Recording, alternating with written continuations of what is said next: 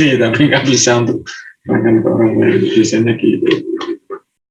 Ya, hari ini kita bicaranya terkait dengan ini ya, kita memvisualisasi material pori ya, atau poros material yang memiliki pori-pori gitu. Kalau kemarin kita bicara basicnya itu kristal, biasanya itu rumusnya apa kalau padatan itu adalah perulangan secara periodik ya. Periodically apa itu? Yang kalau kemarin itu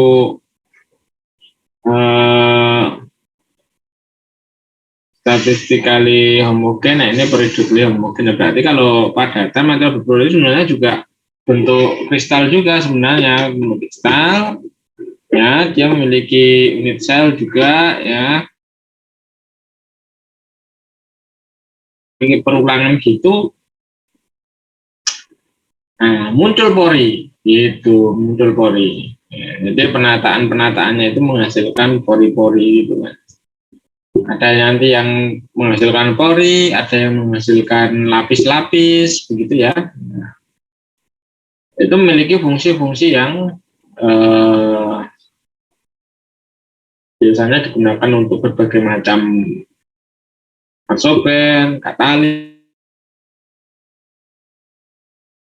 Manfaat kalau Anda nanti belajar lebih jauh apa fungsi dari masing-masing material itu ya, Anda akan mendapatkan nih untuk berbagai fungsi. Nah, tapi kita ini bicaranya kan bentuknya saja ya, visualisasinya itu kayak apa gitu sebenarnya. Visualisasinya kayak apa. Jadi kalau ujiannya itu ya kita nggak pernah bilang apa fungsi ini gitu kan. Nah, kita itu tentukan mana itu kan dari gambar tersebut. Nah, itu berarti kita harus memanjakan mata dengan gambar-gambar gitu kan. Gambar-gambar dari zat-zat padatan ya. Oke. Nah, yang pertama kita bicara tentang zeolit. Nah, ada yang tahu zeolit enggak? Apa zeolitnya? Zeolitnya apa zeolit?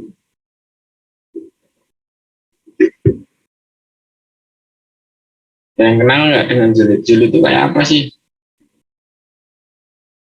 Kalau batuan, kalau SMA itu diajarkan batuannya apa ya? Lempung apa itu? Batuan yang bisa mengapung itu apa?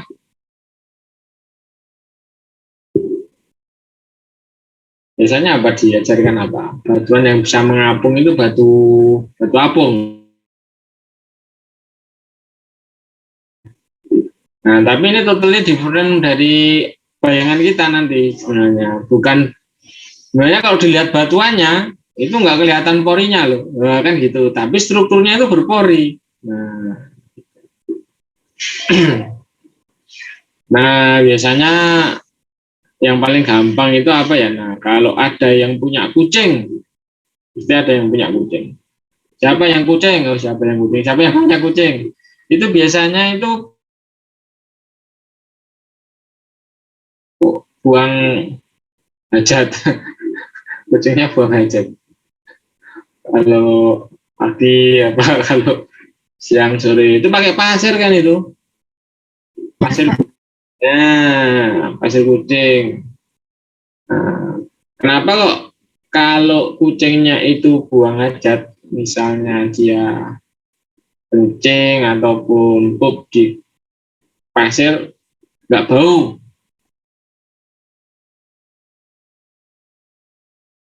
relatif nggak bau daripada dibuang sembarangan.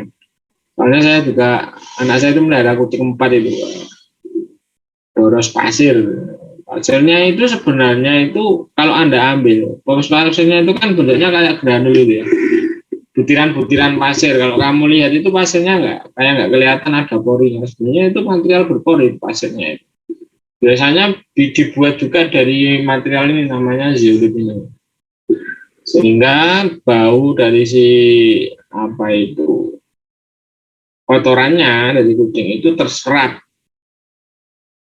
terus menempel di pori-pori dari si pasir itu. Pasirnya itu biasanya terbuat dari zeolit biasanya ya, bisa dibuat dari zeolit.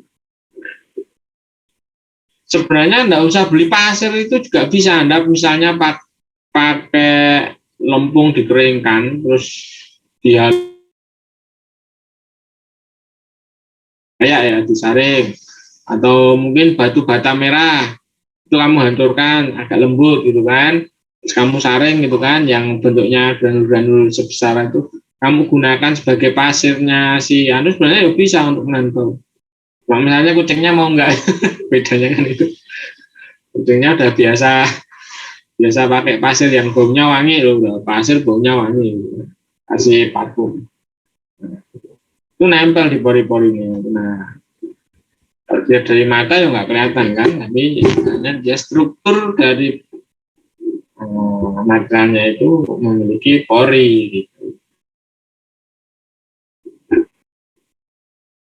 Zeolit itu ditemukan di mana? Zeolit itu sebenarnya batuannya itu biasanya itu ditemukan kalau di suatu daerah itu punya gunung Merapi dan punya laut.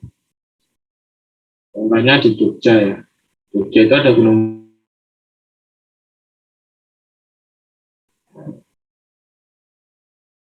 ya karena apa itu sifat-sifat dari gunung Merapi yang bisa meletus mengeluarkan isi perutnya ya, lahar dan sebagainya, itu kan material-material kan itu sebenarnya material-material itu kemudian ketemu dengan air laut. Nah, konon katanya demikian ceritanya, terus kemudian terendapkan, kemudian dan sebagainya, maka terbentuklah berbagai macam jenis batuan, salah satunya disebut sebagai batuan zeolit. Sehingga kalau dilihat zeolit ini, kalau dari material Gunung Merapi ada material silikanya, ada material aluminanya, begitu ya. Silika, alumina yang tersusun menjadi satu.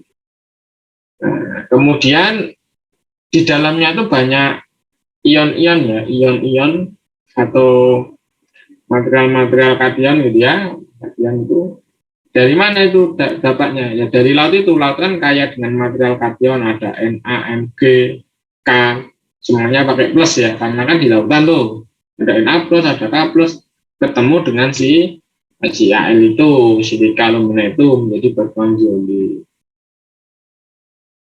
Nah, disuruh apa ya istilahnya, dikenakan oleh alam karena cuaca panas kayak gitu kan. Nah, semuanya itu ya terjadi by design sebenarnya ya. Nah, didesain oleh penguasa Laut Selatan. Siapa penguasa Laut Selatan? Allah Subhanahu wa Ta'ala ya, bukan Niloro Kidul. Ya kan, betul kan? Penguasa Laut Selatan kan ikut membantu terjadinya penguasa Gunung Merapi dan Laut Pantai Selatan. Jadi, nah, kalau kita lihat struktur dalam bentuk dua dimensi itu macam kayak gini nih. Nah, tadi disebutkan kan ada material silika, Si itu silika, Al itu alumina. Nah, strukturnya kayak gini nih. Si itu berikatan dengan 4 buah O. Nah, kalau Anda belajar kimia mestinya tahu nih, S gitu kan. Nah, harus mengikat elektron terluarnya ada berapa misalnya, ada 4 misalnya kan, mengikat 4 buah O. Nah, gitu. Kemudian kalau alumina, nah itu kan valensi terakhir adanya berapa? Adanya 3 sebenarnya. 3 tapi ketambahan 1 O, jadinya negatif. Begitu kan, maka L-nya di sini bersifat negatif. Karena ketambahan 1 tangan, harusnya kan tangannya 3 doang. Nanti dicek coba. Nah, kemudian karena ini negatif diseimbangkan oleh ion. Ionnya Na+, yang tadi saya ceritakan ini. Hasil dari pertemuan dengan laut kan kayak dengan ion kan, diseimbangkan. Na plus ya sebenarnya nggak hanya Na ya, Na boleh, Mg boleh, K boleh. Secara natural itu besarnya muatan si ionnya itu akan menyeimbangkan besarnya muatan negatif terbentuk. Nah, itu udah otomatis tadi ya. Otomatis didesain kayak gitu ya. Terus itu terjadi seperti kayak semacam polimer ya, terjadi perulangan. Nah, terjadi perulangan. Cuma masalahnya berapa jumlah Si dan Al. Nah, ini ada rasionya Si dan Al. Al dalam batuan solid ya. Bisa aja Si-nya itu lebih banyak dibandingkan Al. Tapi isinya mesti ada Si dan Al-nya.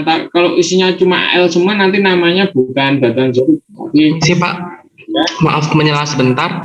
Ini apakah Bapak emang tidak menggunakan PPT atau PPT belum terlihat ya Pak? Oh, lah belum tershare loh. Dari tadi awal bilang ya. Saya kira tadi emang Bapak tidak menggunakan PPT. Nah, ini baru PPT yang kedua. Oke, sudah terlihat Pak. Terima kasih banyak Pak. Ulangi ya ini ya.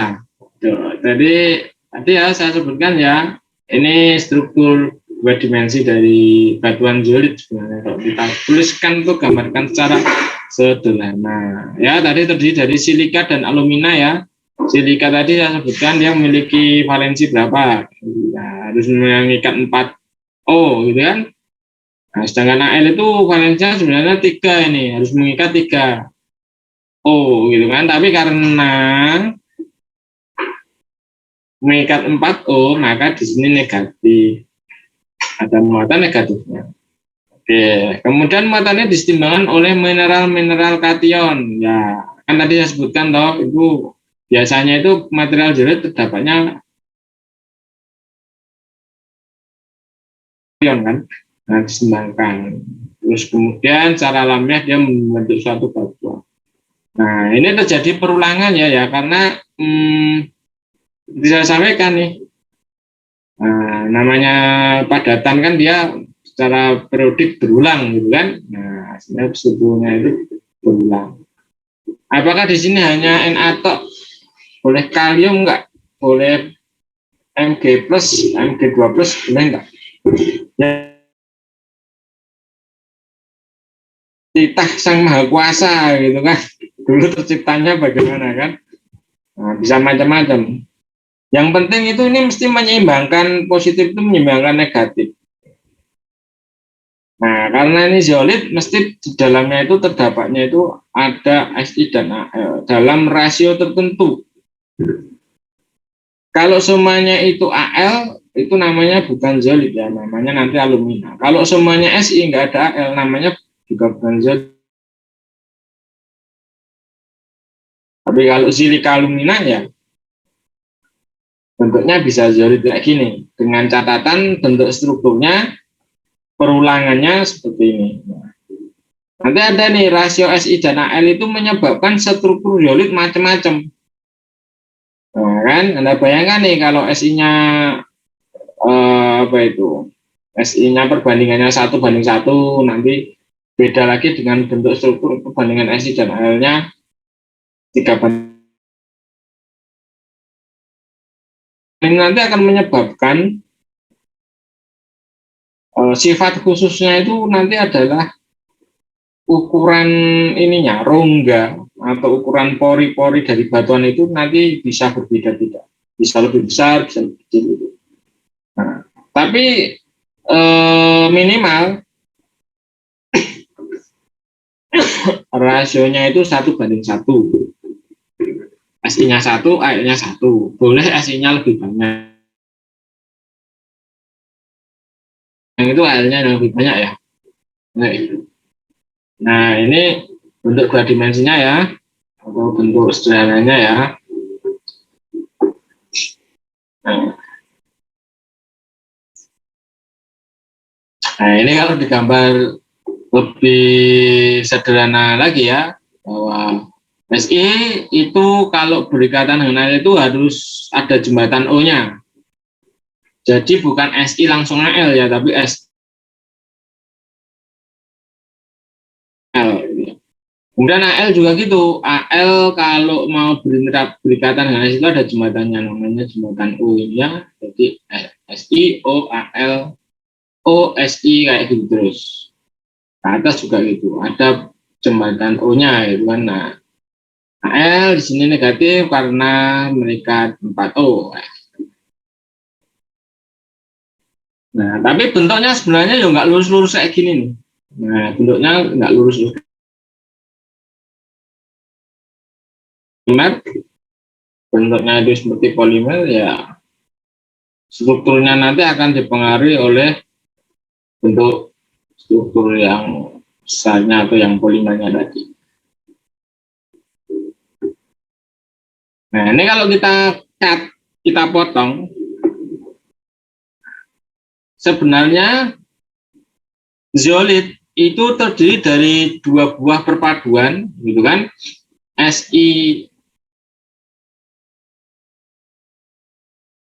SI-nya itu bentuknya tetrahedral karena dia mengikat 4 buah O, AL-nya juga tetrahedral karena mengikat 4 buah O. Nah, ini kalau kita potong-potong ya, L,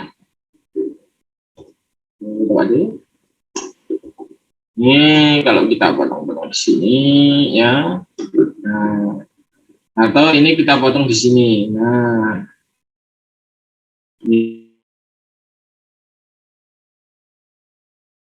dua. Nah, oke. Okay. Nah, jadi sebenarnya perpaduan ini perulangannya atau yang lebih awal ya. Ini ya perpaduan ini ya. Perpaduan ini aja nih, perpaduan ini. SiOAl tetrahedra. Nah, semuanya perpaduan itu ya. Nah, membentuk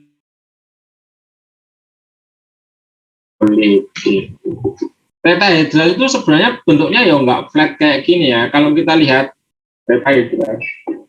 Nah, kemarin pernah disinggung di awal nih, kalau yang di sini itu segitiga hitam itu berarti dia mengarah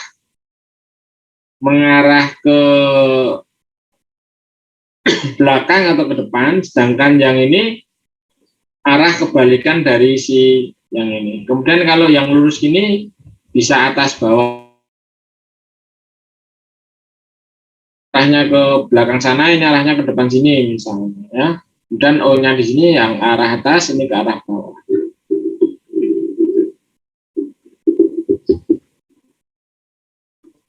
Saya tak ganti ini dulu, ganti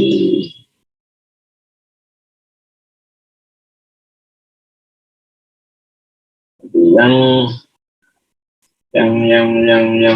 full screen share ya. Nah, ini. Terus saya perlihatkan yang apa ini? Perbedaan tetrahedralnya. Balik. Oke. Nah, ini kumpulan tetrahedralnya seperti ini sebenarnya. Awalnya ini ya, ini katakanlah yang O itu yang merah, kemudian yang biru ini bisa SI, bisa L. Kalau kita lihat tetrahedralnya, nih kayak macam kayak gini nih tetrahedralnya. Ya, berarti ada O, O, O, O, dan ini SI atau AL. Nah, ini 3 dimensi ya. Nah, nih. Jadi menghadap ke sini, gitu kan. Ya, kalau kita gambarkan, berarti, oh ini kita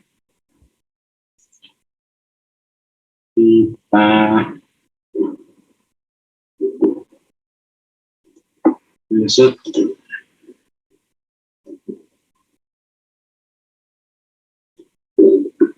kita copy, kita masukkan sini ya.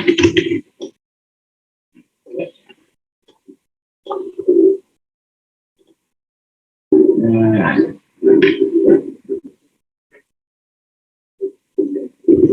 Oh, ini. Ya. Ini bisa AL atau bisa SI. Nah, kemudian di sini adalah O, O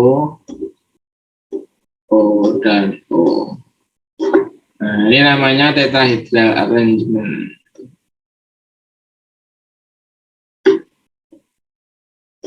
Oke, tetrahedral arrangement. Berarti struktur zeolitnya seluruhnya nanti ada susun seperti ini tadi. Oh, ya tetrahedral yang tersusun. Jadi ini SiOAl gitu. Nah, menjadi sebuah bentuk bangunan. Kalau tadi dua dimensinya kan cuma datar gini ya. Nah, ini kalau dibikin tiga dimensinya, nah ini saling terkait. O-nya ini mungkin membentuk sebuah bangunan seperti ini. Ini kalau tetrahedralnya kita hilangkan, nah ini menjadi satu bangunan. SiOAl semua saling terikat, yang terkait, saling terkait.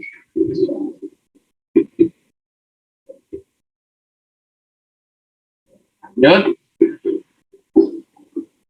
Nah, tadi disebutkan bahwa tetrahedral arrangement atau penataan tetrahedral SI dan OL itu membentuk satu, bentuknya macam kayak gini, satu blok ya kan, SiOL. Ini masih dua dimensinya ini, jadi yang tiga dimensinya itu kita jembreng gitu ya, jembreng itu apa? Kita gelar. Nah, tikar itu digelar ini. Ini ada yang dari luar Jawa.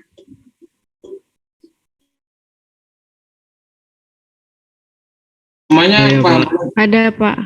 Wah, ada, Pak. Berarti kalau saya ngomong kadang-kadang pakai bahasa Jawa nggak paham ya? Kayak tadi jembrengnya apa tuh? Digelar, tikar digelar. Nah, ini kan dibuka, digelar. Ya, wah ini. Dari luar Jawa itu dari mana ini berarti? Siapa tadi? Saya dari Jambi, Pak. Jambi? Iya, Pak. Saya dari Bali, Pak.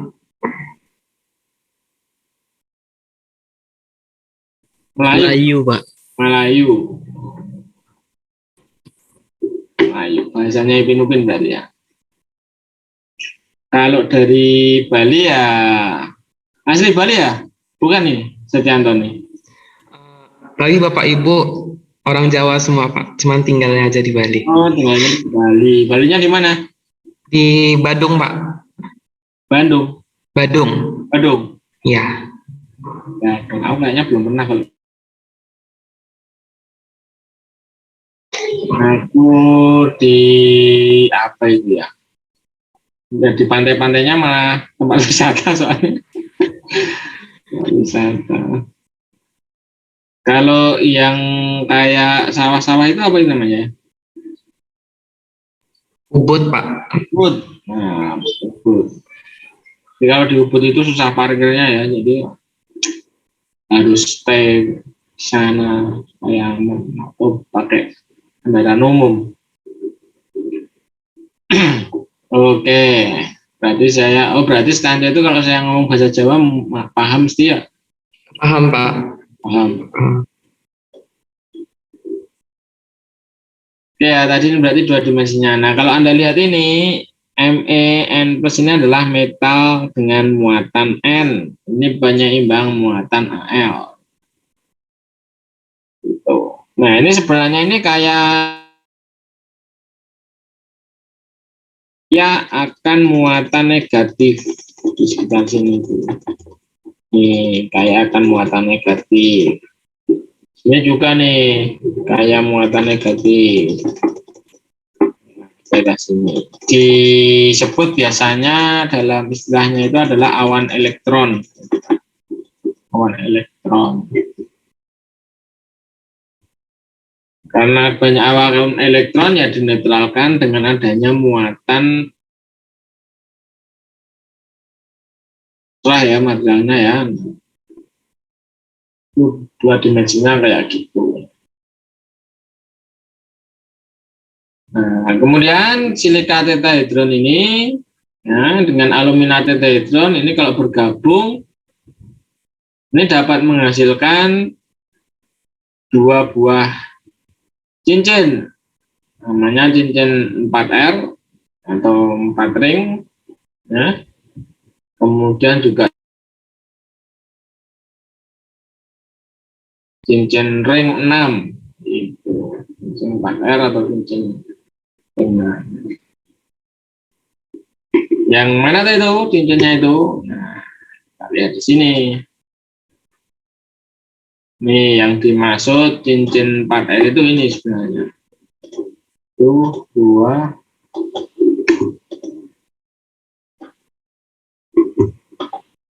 4.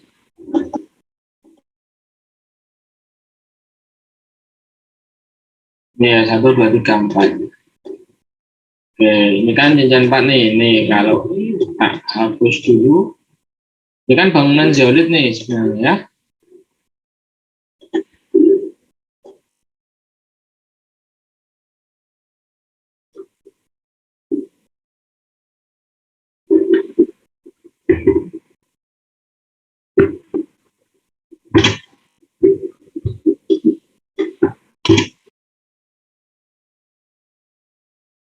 Tempatnya. Nah, tadi dari bangunan zeolit tak hapus, jadi saya mendapatkan satu buah cincin disebut sebagai ring 4 atau 4R. Di sini ada SI,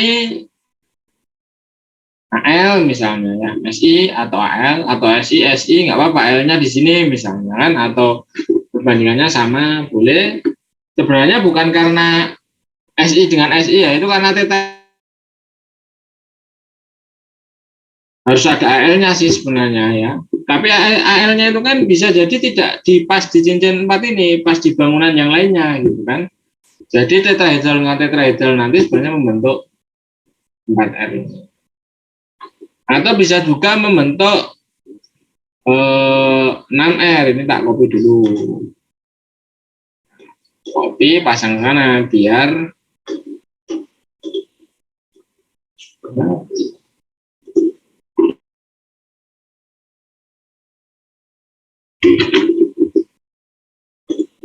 bisa ya.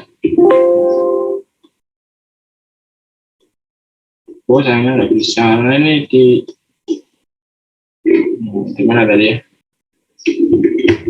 Nah, di sini ya yang 4R. Nah, 4R. Kemudian ada juga yang 6R. 6R. 6R itu dari mana nih? Nah, ini saya.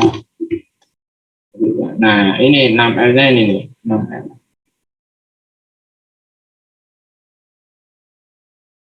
Ini tak giniin dulu. Terus saya hapus.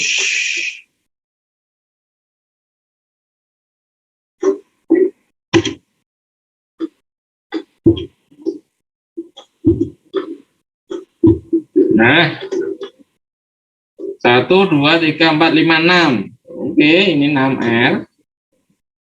Nah.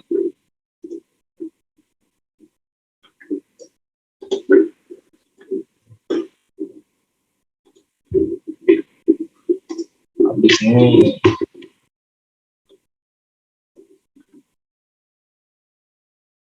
6R, ini 4R. Send to back itu nggak kelihatan.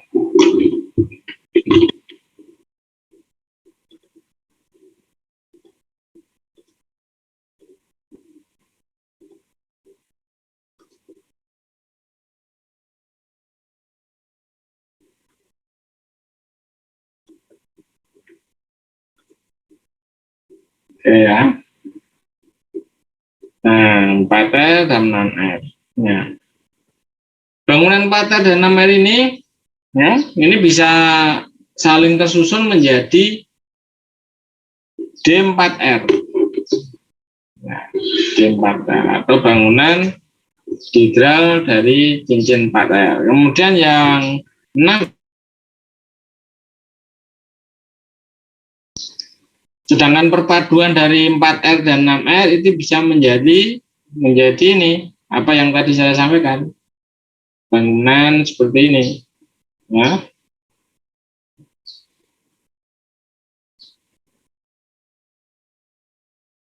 Kalau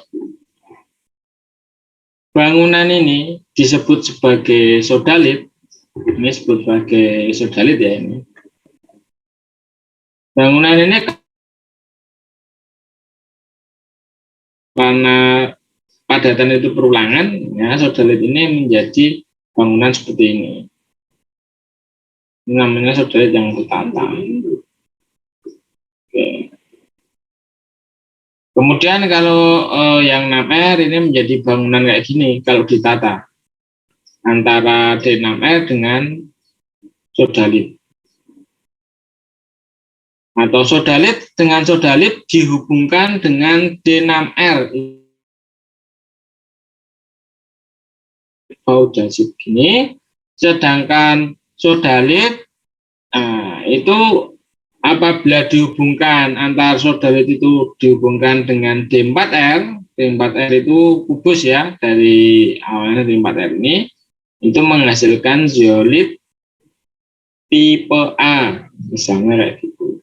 Namun kalau sodalit-sodalitnya ini, bangunan ininya ditata sendiri tanpa melalui cincin 4R dan 6 bangunan cincin 6R ini, maka dia menjadi bangunan yang disebut sebagai sodalit atau ya klaster sodalit. Ya, kalau pertanyaan, ya, Baujasit terbentuk oleh apa? Terbentuk oleh susunan sodalit yang dihubungkan dengan cincin D6. Kalau zeolit tipe A terbentuk dari apa? Dari kumpulan sodalit yang dihubungkan oleh cincin D4R. Kalau klaster sodalitnya sendiri tanpa dihubungkan D4R dan D6R menjadi bangunan seperti ini. Seperti ini. Zeolit A, sodalit, dan baujasit kira-kira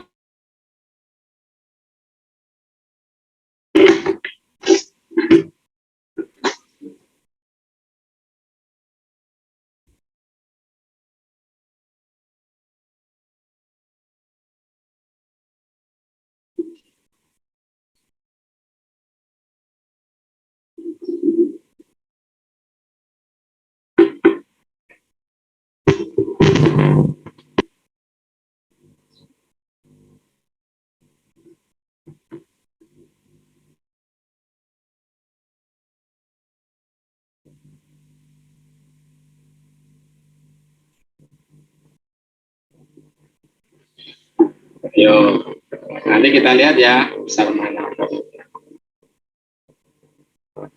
Kita lihat yang pertama adalah sodalit dulu. Tadi bangunan sodalit ini tadi. Skip. Nah, ini bangunan sodalit ya. Cuma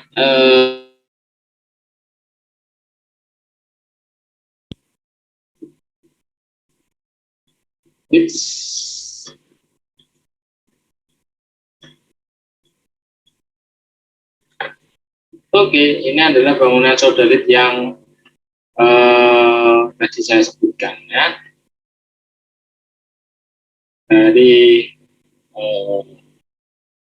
tadi tetrahedral, bangunan tetrahedral SiO4 dan AlO4. Kan antara sodalit dengan sodalit tanpa melalui cincin, itu tadi disebut sebagai prostosomatic. Nah, kira-kira seperti ini. Kita lihat.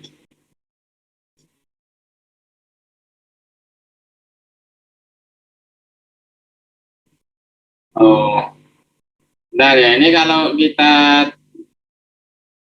buat bikin stick, ya bentuknya kira-kira seperti ini. Ya, ini mirip dengan yang tadi ya. Kalau Anda lihat itu antara SI dan AL yang dihubungkan dengan O, O-nya ini nggak lurus-lurus amat terus. Ya. Kalau tadi gambarnya kan lurus, gitu kan? Maksudnya gini, ini kan gambarnya lurus, ya kan? Lurus, lurus, lurus, lurus. Cincinnya itu lurus itu loh, kotaknya itu. Karena kan di sini punya elektron bebas, gitu ya. Sehingga ada bengkokan sedikit, ada sudut. Sebenarnya ada sudut.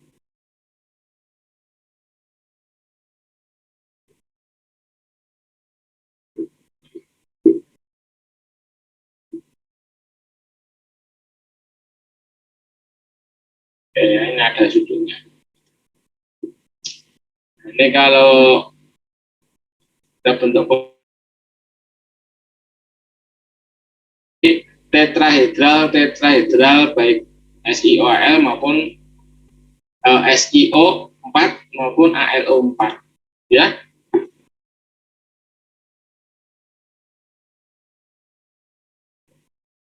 Jadi kalau kita itu perbanyak perulangannya, kita bikin perulangan seperti kemarin itu, ulangannya 4 kali 4 kali 4. Oke, kelihatan ya.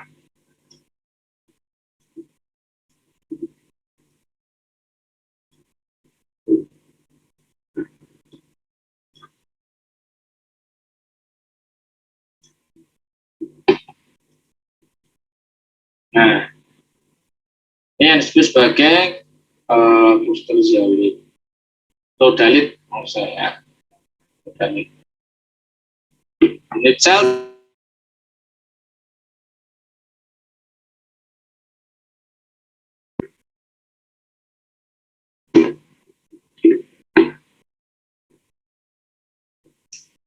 Kemudian kalau bagaimana dengan yang model yang lain, contohnya ini ya.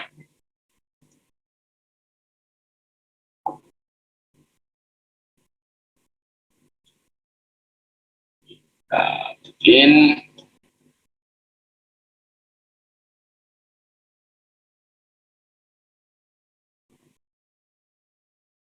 kok enggak persis sama ya, kita perbanyak dulu ya. Jangan kita perbanyak. Oh, salah.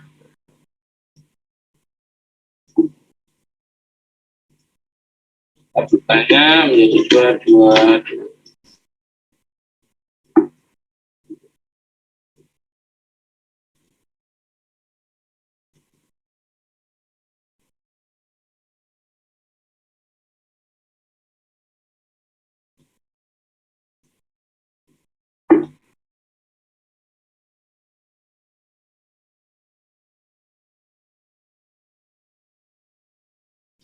Rumit sekali karena ini sudah terlalu padat.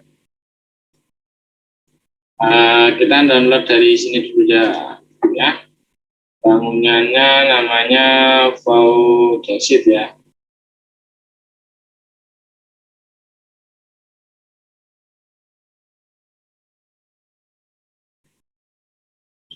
Kita lihat step edit.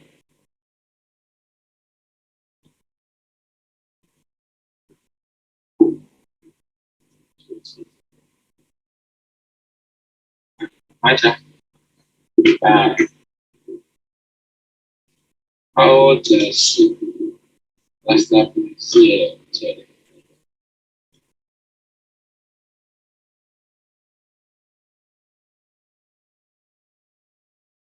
sama aja ya.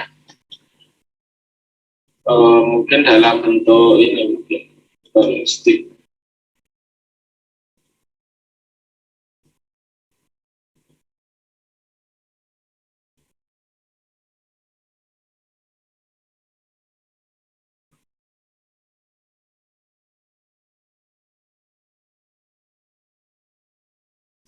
Ini perlu kejelian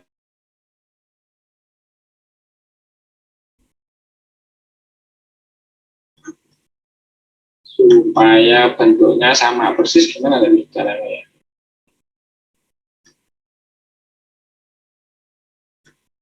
Atau dari sini aja deh yang udah kelihatan.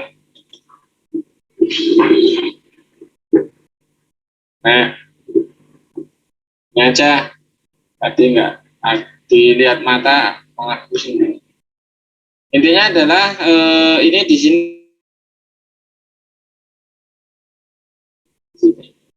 bukan cincin G6. Ini menunjukkan bahwa ini bangunannya disebut sebagai fondasi. Nah, tadi yang disebut sebagai ini bangunan D6R-nya ya. Kemudian ada juga tadi disebut apa? Zeolit tipe A. Zeolit tipe A. Nah, ini zeolit tipe A-nya cincin D4R ya.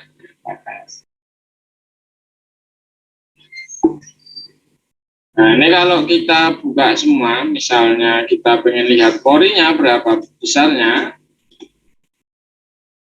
yang LTA kok sama dengan zeolit, sekali LTA-nya.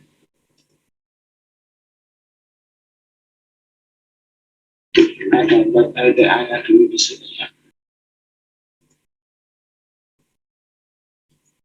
LTA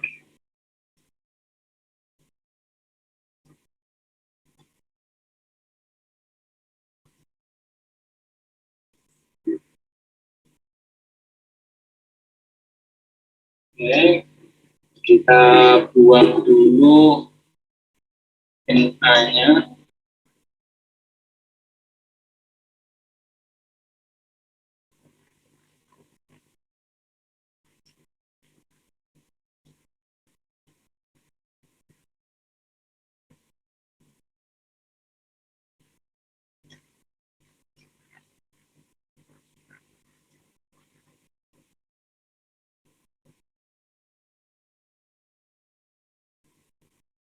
Oke, terus kita perbanyak.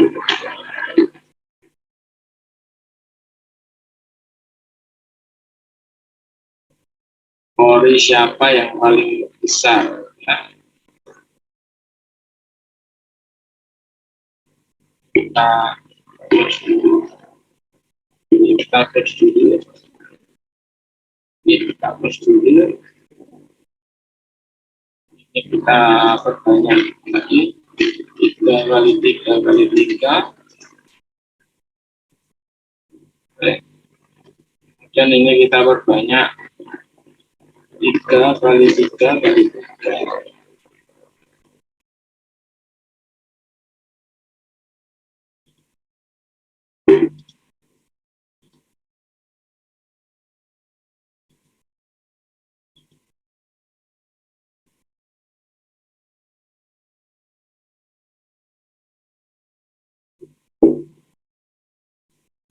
Nah, dari ketiga ini kita bisa melihat bagaimana ukuran dari porinya. Nah, kita bikin yang paling gampang itu adalah space filling supaya lebih jelas. Space filling. Oke. Nah, ini kalau kita lihat sebenarnya penataan strukturnya dari sisal itu akan menghasilkan pori-pori. Walaupun secara kasat mata itu yang lubangnya itu bukan pori yang dimaksud, bukan itu. Nah, ini adalah pori dari strukturnya sendiri udah bikin pori. Nah, itu nggak nampak gitu kan. Kalau kita lihat di sini sodalit tipe A, sodalit atau penataan sodalit itu porinya itu sebenarnya paling kecil kalau Anda lihatnya, paling kecil tapi dia tersusun dari struktur yang paling sederhana, paling simpel gitu. Tapi kurangnya porinya kecil ya, sodalit. Kemudian kalau yang zeolit tipe A tadi yang tersusun dari lewat cincin ring 4 ya. Nah, itu kita akan mendapatkan channel-channel terowongan ini yang berupa pori yang lebih besar dibandingkan sodalit. Kan lebih besar.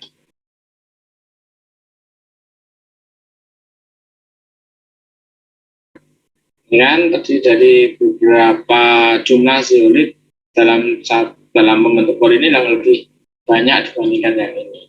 Ini terdiri dari 1, 2, 4, itu 2, 3, 4 misalnya. Kalau ini kan terdiri dari 1, 2, 3, 4, 5, 6, 7, 8 misalnya. Otomatis dia akan lebih besar. Jadi penataan dengan menggunakan cincin D4 itu terlihat porinya menjadi lebih besar.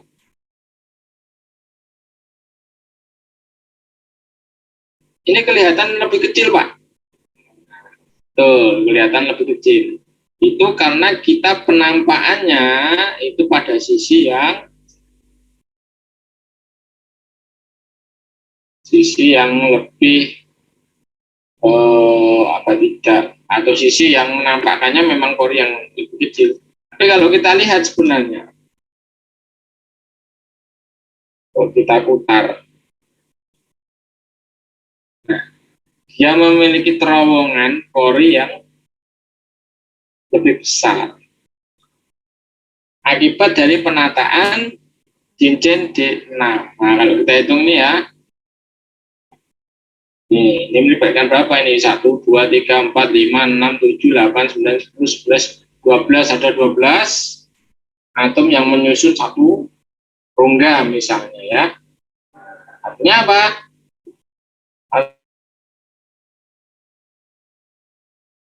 Atau penataan dari theta idealnya SiO atau ALO 4, SiO 4 atau ALO 4.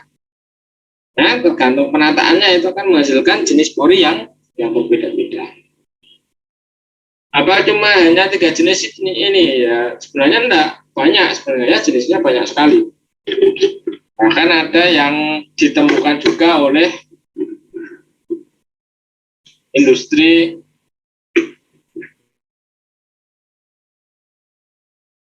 nanti ada zeolit tipe ZSM misalnya. Itu ditemukan, yang menemukan struktur kayak gitu itu bisa jadi peneliti-peneliti dari perusahaan minyak bumi ya, karena fungsi dari zeolit salah satunya untuk katalis, Mas. Nah, katalis minyak bumi.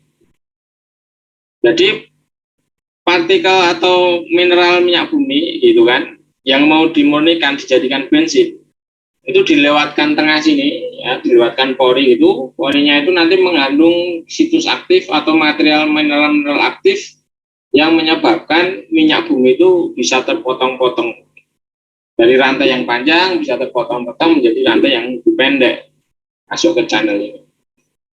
Nah, Anda bisa bayangkan nih kalau channelnya terlalu sempit bisa masuk enggak gitu kan. Nah, makanya itu memiliki fungsi yang beda-beda. Tapi kalau Anda pengen memisahkan misalnya kita misahkan yang oksigen lurus, yang nitrogen belok misalnya, atau yang nitrogen lurus, yang oksigen belok, atau yang nitrogen terjebak, yang oksigennya bebas, biar kita itu seger gitu udaranya. Misal, itu berarti menggunakan pori yang lebih kecil gitu kan, supaya nanti tujuannya adalah untuk menyaring. Tapi kalau kita mau gunakan untuk katalis, ya reaktannya harus kita masukkan ke porinya itu supaya nanti bisa berperan sebagai agen pengatalisis, di dalamnya terjadi reaksi kimia. Fungsinya semacam kayak gitu. Nah, ini penampakan bagaimana pori bisa terlihat atau terbentuk ya.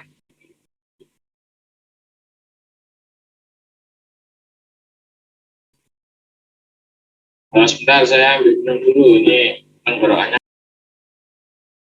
Sambil dihayati diresapi dan dimasukkan perbedaan pori-porinya.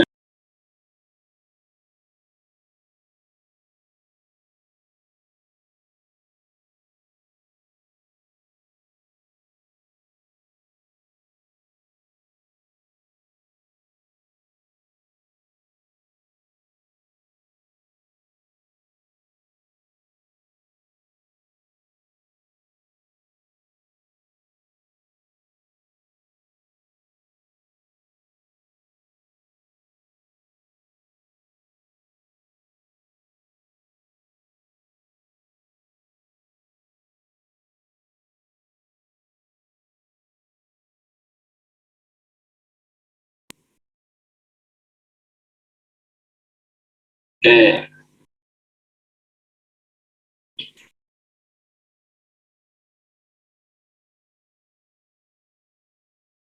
Nah, sebenarnya kalau kita pikirkan ya, ini sebenarnya hampir mirip dengan kristal kemarin ya, kristal-kristal yang kemarin saya sampaikan itu, misalnya bagaimana kristal itu terbentuk. Nah, ini adalah perulangan juga sebenarnya kan, perulangan itu kan periodically distribution gitu kan, distribusi ya secara periodik gitu kan, perulangan. Nah, bedanya apa dengan material kemarin? Misalnya kita cari ayo kita buka yang material ini ya,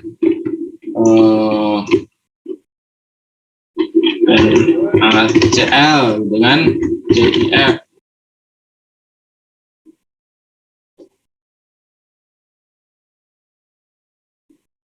Kemudian kita download strukturnya dan kita buka, kita perbanyak misalnya ya, 666.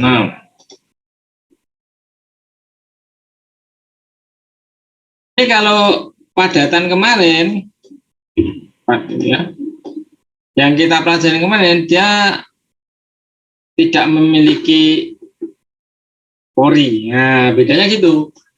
Baik NaCl, CSI, MgCl gitu kan, ataupun padatan yang lain yang terjadi itu tidak memiliki pori ya. Bedanya di sana. Oke. Karena apa? Ya karena susunannya memang dia mengikuti susunan apa itu istilahnya, paling kompak gitu kan, ruangannya itu paling kompak atau tidak ada ruang kosong gitu kan, ceritanya gitu. Nah, zeolit juga gitu sebenarnya, mengikuti ruang yang paling kompak gitu kan. Paling kompaknya itu bentuknya apa? Tetrahedral tadi sebenarnya bentuknya. Nah, sebenarnya dia paling kompak gitu. Kalau kita lihat yang di sini ya, nah ini kan sebenarnya paling kompak nih gitu kan, cuma masalahnya dia terhubung atau terkoneksi dengan oksigen itu, tetrahedral oksigen, sehingga dia mengakibatkan menghasilkan sebuah pori gitu. Nah, kalau yang di sini, yang di NaCl logam itu tidak terhubungkan oleh itu ya, atau tetrahedralnya itu tidak menghasilkan pori gitu.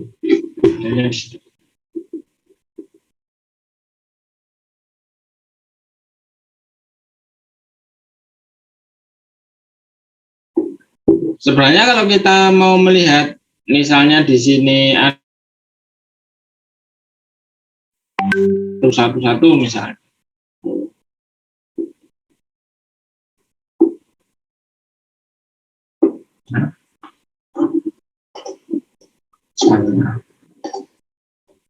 Dari mana sih satu-satu?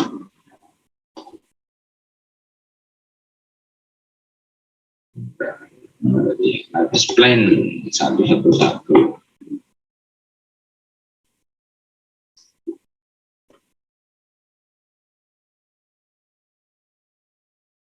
Berbagai macam.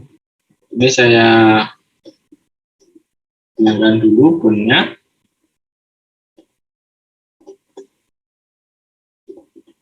Oke. Terus saya delete semua.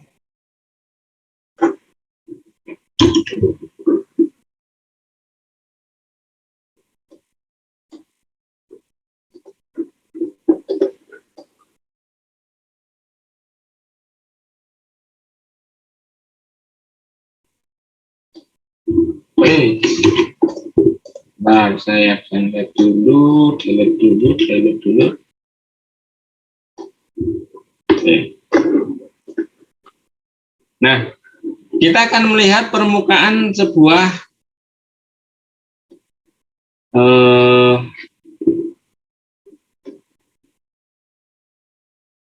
NA itu, NaCl gitu ya, dengan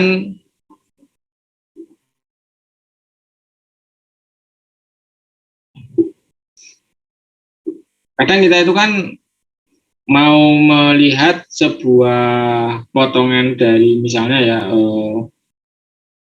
kristal, nah gitu kan.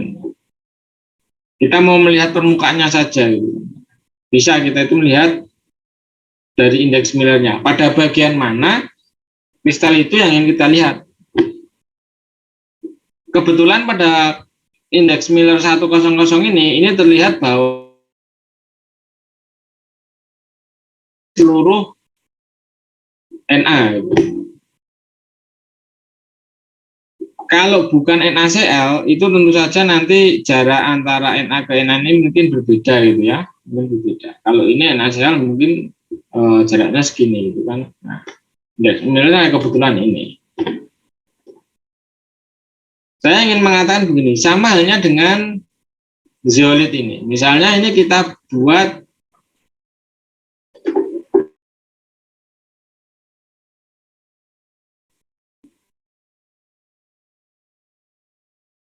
lattice plan-nya misalnya. Kita ingin melihat 110, lattice plan di 110.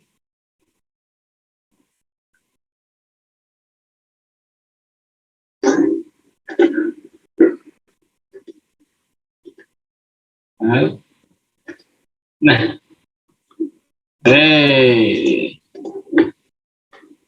kita delete dulu ya.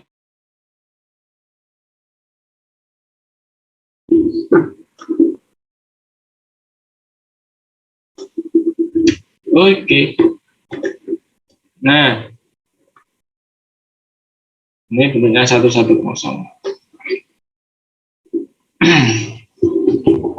Bidang 100 untuk sodalit itu melewati dua buah tipe atom, yaitu tipe atom Si atau Al dan tipe atom O. Nah, dengan konfigurasi ini adalah permukaan dari zeolit sodalit ya, 100. Suatu reaksi kimia bisa saja terjadi di permukaan sini. Nah, supaya kita tahu di permukaan mana kita itu melihat interaksinya, nah makanya kita menggunakan indeks Miller ini. Kalau kita tidak menggunakan indeks Miller, nah, kita akan sulit ini menentukan permukaan mana zeolit itu yang, karena dalam reaksi kimia, ya, tadi saya sampaikan bahwa reaksi bisa terjadi dalam lorong, bisa juga terjadi di permukaan yang lain. Yang menjamin dia itu terjadinya di sana siapa? Kan nggak ada. Reaksi itu semua tempat itu bisa terjadi, cuma nanti probabilitasnya yang paling banyak terjadi ini di permukaan mana, gitu kan? Nah, atau di dalam mana, gitu kan? Nah, itu kita bisa melihatnya menggunakan memodelkannya atau melihat permukaan zeolit yang kita inginkan sebagai tempat reaksi itu bisa menggunakan indeks Miller. Tentu semakin kompleks bentuk dari si unit selnya, maka akan semakin susah juga kita menentukan indeks Millernya.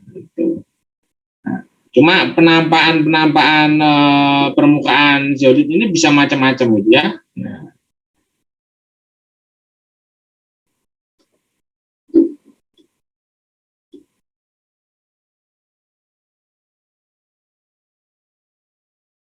Nah, contoh tadi yang di mana ya, yang di ini kita bikin bold dan stick lagi.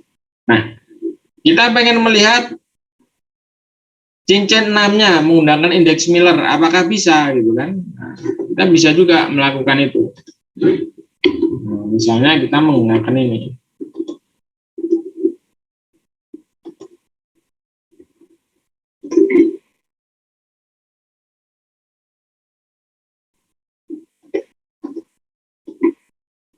Oke, kita cek dulu ya. Spline.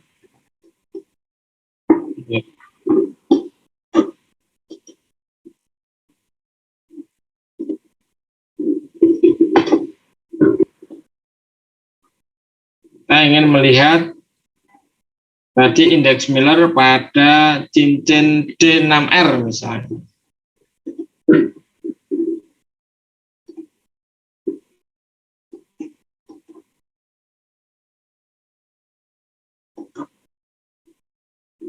Nah, bentar ini kok lambat.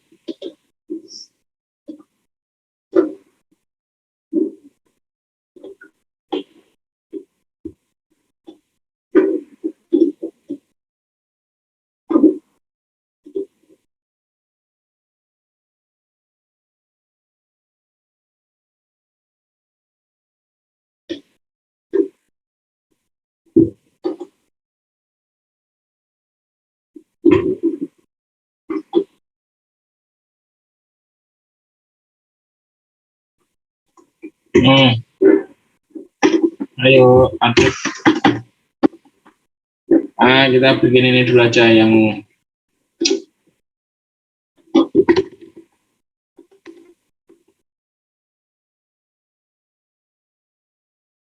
which oke. Ini kita bikin satu biar ringan ya. Satu spline clear. Kita ingin melihat yang cincin 6.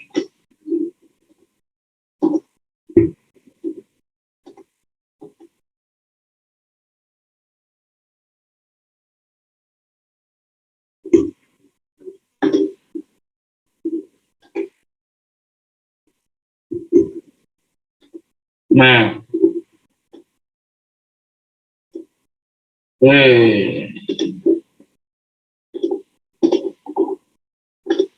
Oke, ini adalah yang di cincin 6-nya si sodalit. Nah, ini kita lihat di bidang plane-nya. Jadi cara mengarahkannya itu kita bisa melihat dari isi bidangnya sebenarnya. Misalnya isi bidangnya ini. Nah, yang kita buat untuk menentukan, untuk melihat pada cincin 6-nya. Kalau tadi kan saya deletin semua supaya nampak cincin 6-nya. Nah, sebenarnya kalau dalam kristal itu kita mengarahkan pada bagian mana kita ingin melihat, itu bisa menggunakan ini.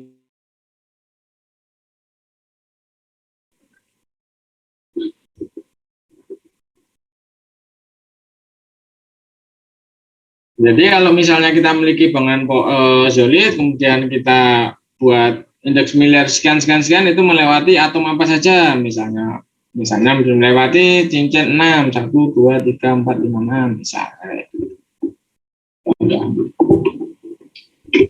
Oke, itu tadi terkait dengan zeolit. Lanjut ya.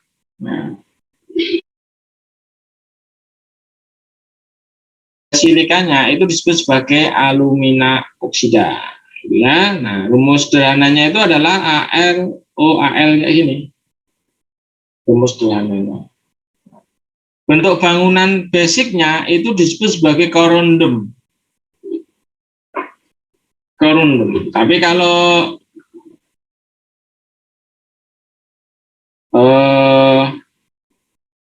Zoli tadi kan unit selnya bentuk terkecilnya itu kan sodalit.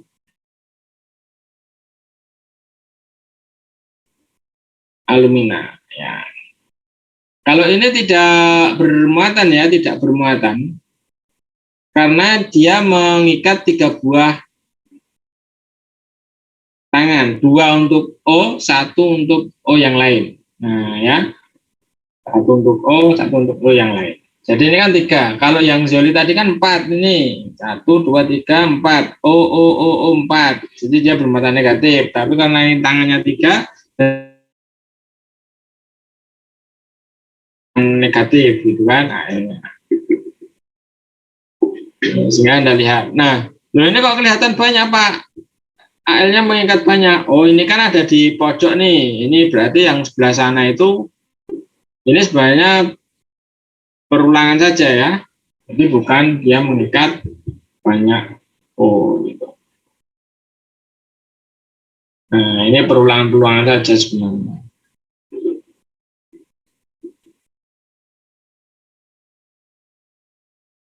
Nah, 4 kali 4 kali 2. Kalau Anda lihat di sini, ini juga ada porinya, tapi kecil sekali porinya. Ini porinya kecil, kalau kita lihat. Porinya kecil. Nah, itu kalau lumina. Nah,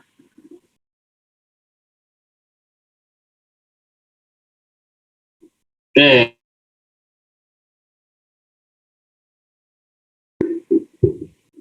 Jadi kita bisa melihat berbagai macam pori. Ini apa benar toh Pak ada porinya? Nah, ini ada porinya. Kita lihat, kita download Corundum coba ya. Tuh, CIF.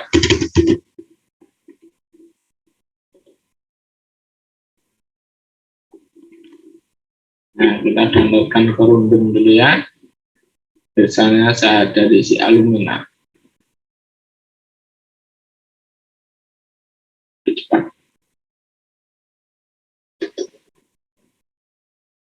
Ini lebih cepat. Oke, ini basic strukturnya kayak gini sebenarnya untuk alumina ya. Kalau kita perbanyak, nah ini tak hapus dulu, ini diperbanyak 4 kali 4 kali 4. Oke, terus kemudian kita bikin space filling. Pori tapi kecil, kalau Anda lihat ya, ini ada pori tapi kecil. Porinya itu di sela-sela sana. Nah, ini sangat kecil pori-porinya ya. Nah, tergantung dari bentuk ini. Bahkan tidak terlihat ada ininya, ada lubang porinya ya. Ya ada tapi sangat kecil. Ini mungkin kalau Anda lihat ada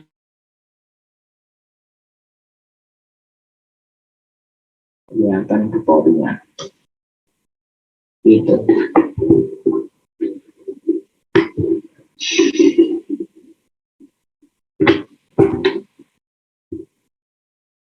Dan nanti kalau terkait soalnya ya paling kita melihat permukaannya apa yang dilewati oleh bidang ini gitu kan, isinya apa saja atomnya misalnya gitu. Nah, tunjukkan pori pada solid. Kalau soalnya ya gitu aja, visual aja. Saya kira itu aja pertemuan kita kali ini. Kalau nggak ada pertanyaan ya kita lanjutkan minggu depan. Ya, terima kasih, selamat siang. Ini presensinya belum ya, ayo foto dulu nanti sambil saya buka. Iya, saya buka presensi.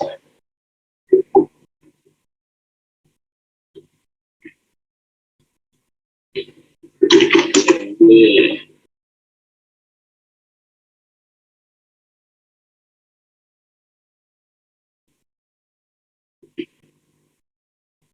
Mata kuliah visualisasi molekul. Ayo kita foto dulu untuk menutup presensi.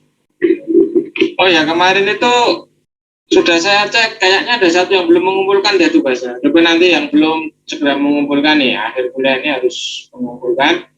Rata-rata sudah cukup bagus, sudah banyak yang betul. Ada satu dua yang dalam bentuk vektor dua dimensi kan.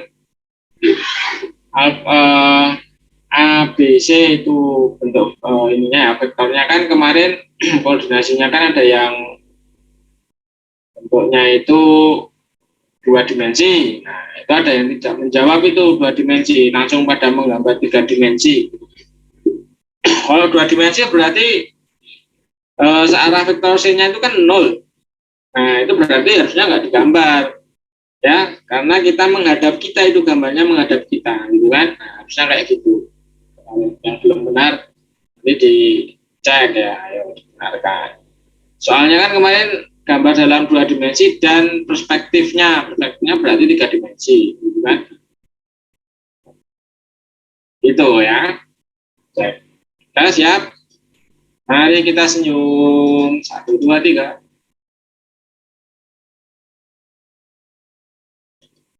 Siap dulu.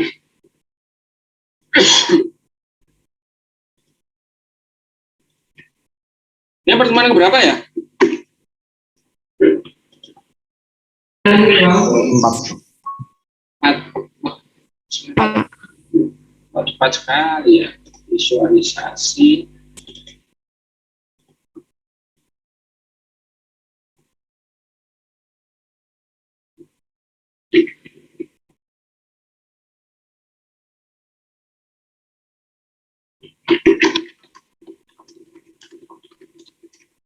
Ini